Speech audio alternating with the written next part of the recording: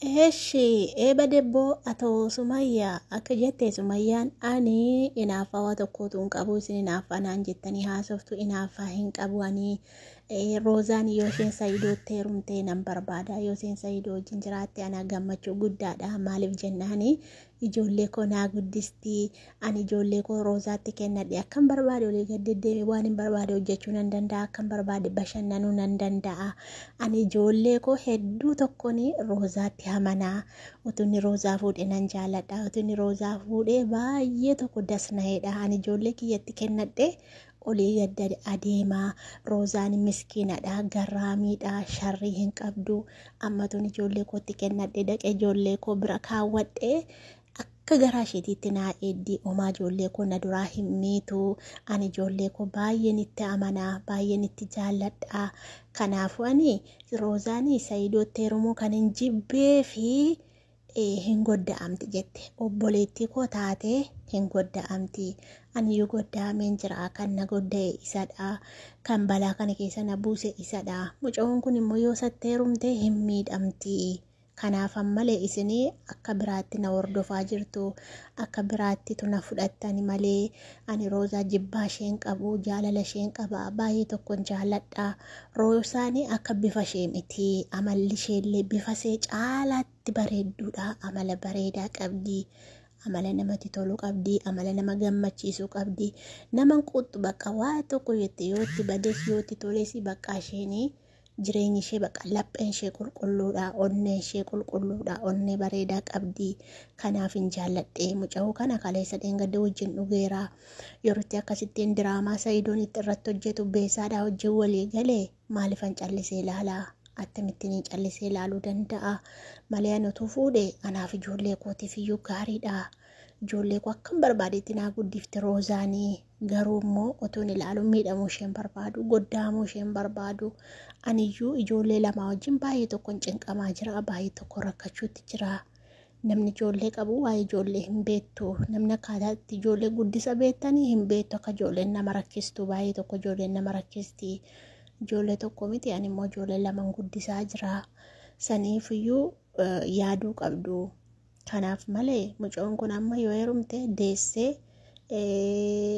gaa'ila wajjin dhaabbattee akka isheen diigamtu hin barbaadu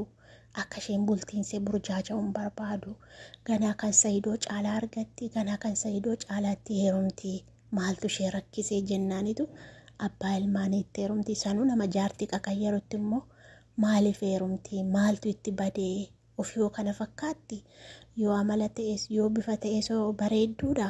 maaliifi jedheetan malee ani hamtuuf miti hamtuutti nan fudhatnaayi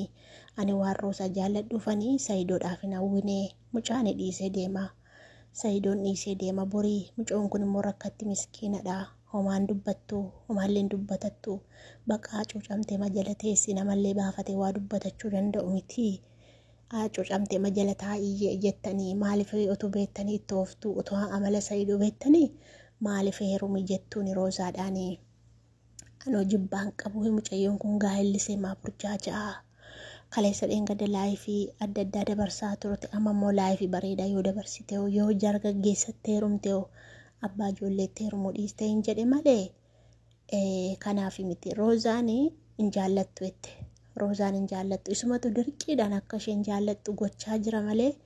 aariidhuma kan kootii fi inaaffaa kan kootiif gochaa jira malee iseen obboleessarra zallaltee obboleessarraan akka obboleessaatti ilaalte malee obboleessarra dabartee akka jaarsaatti ilaalte hin beektu isumatu akkana gochaa jira jette isatu gorsaa jira anarratti diraamaa hojjechuuf anaanna aarsuuf jette akkas jette malee ani sharrii tokkoyyuu Roozaatti yaadee yookaan immoo itti naafee miti ani baqa mucoo waan nama gaarii taateef akka isheen nama gaarii itti heerumtu barbaada akka isheen nama Saayidoo oliitti heerumtu barbaada malee akka isheen cabarbartu hin barbaadu jetteetu gaa dubbachaa jirti warroonni argitanii viidiyoo ishee dhaggeeffattaniittu Saayidoon diraamaa irratti hojjetaa Saayidoon hin sobaa hin kijibaa walii galaniitu mucoo akkana godhanii mucoonni cawwaadha bareedduudha kanaafitu bakka miskiinummaa si arganiitu itti taphachaa jiru jette gaa yoo dhaggeeffatanii tute ani gara dhumaatti illee haga dhumaatti dhaggeeffattee dhufe viidiyoo sheeroon harkaa babbaduu baate sin dhaggeeffataniitti ijoolleen tokko Sumayyaa inaaffata akkanas godhaa inaaffaatu akkas gochaara wala fuudhanii edetanii dubbachaa jirtu. Anis akka yaada kiyyaatti Roozaadhaaf yaaddeetiire Roozaaf yaaddeetii maaliif jennaani Roozaatti kan siqu Saadaa caalaa namni hin jiru. Saadaadha abbaa Roozaati yeroo akka abbaa Roozaatiif Roozaan akka hiriyaatti wal ilaalu malee akka abbaatti waliin ilaalanii Roozaan abbaasee hiccitiin dhossitu hin beektu miti miidiyaa irratti sinimatti hiccitii abbaa isheen dhossitu akka hiriyaatti ilaalti malee akka abbaatti hin ilaaltu abbaashee. Amma wanta kana abbaan Roozaan nageenye miidiyaa irratti argaa jira miti arguutti jira ilaaluutti jira. Waan isheedhaaf ta'uuf yoo isheen wallaalteyyuu jechuudha isheen uyyuu wallaaltu yoo isheen wallaalteyyuu abbaan isheen beeku ishii Saadaan gorsitu Sumayyaan gorsu maaltu geesse. Amma Saadaa wajjin nyaatu wajjin dhuguu bakka rakkoo Roozaatti Saadaadha kan gargaaraa ture bakka isheen baddee turte sanallee kan itti cinqamee boo'ee xuruurfatee aduudhaan aduun jennee roobaan rooban jennee halkanii guyyaa qooxxee Saadaan suni